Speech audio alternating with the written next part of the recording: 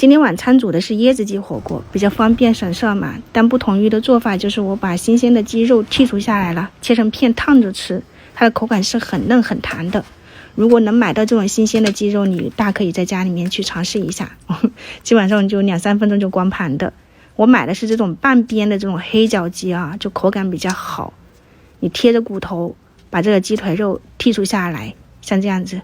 鸡胸肉也是一样的，就这2块的话呢，肉好切一些，给它切薄，就像这样子。其实你能分辨出哪一块是鸡胸肉，哪一块是鸡腿肉。拆下来的鸡架你给它剁成块，放到开水锅里面，加点姜片，把浮沫打干净以后就给它煮着，中小火煮都可以哈。倒入椰子汁，然后再把椰肉挖出来以后清洗干净，同样放进去，就这么简单。今天为什么做这个菜？其实我本来是想要蒸这个鸡肉的，但奈何他们回来的时间不一样哈，所以只能吃火锅，就比较方便一些。椰子鸡的蘸料很简单，就蒜末，你放一点香菜呀、葱花，然后小米辣、金桔或者是柠檬。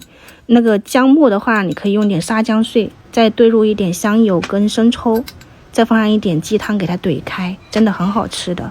昨天包饺子买了1盒香菇、胡萝卜、西葫芦，今天也给它打扫一下，你就给它切丝，焯水呀，给它炒一炒都可以。如果鸡肉不够吃，那你其他的配菜看着自己喜欢嘛，切点瘦肉啊，或者是其他的牛肉都是可以的。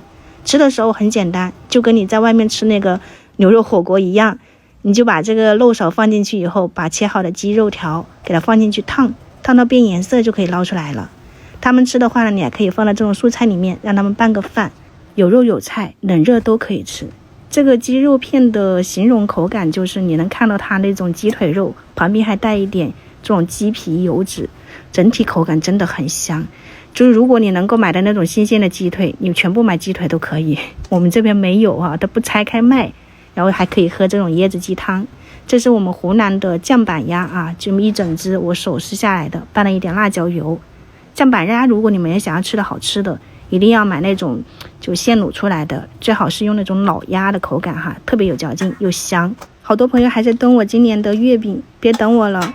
说实话，我今年做月饼的这种心情哈，不是特别的强烈，火腿都还在冰箱冻着都没拿出来。你看我都是买着吃的，这个是广东那边的5仁金腿月饼，还可以啊。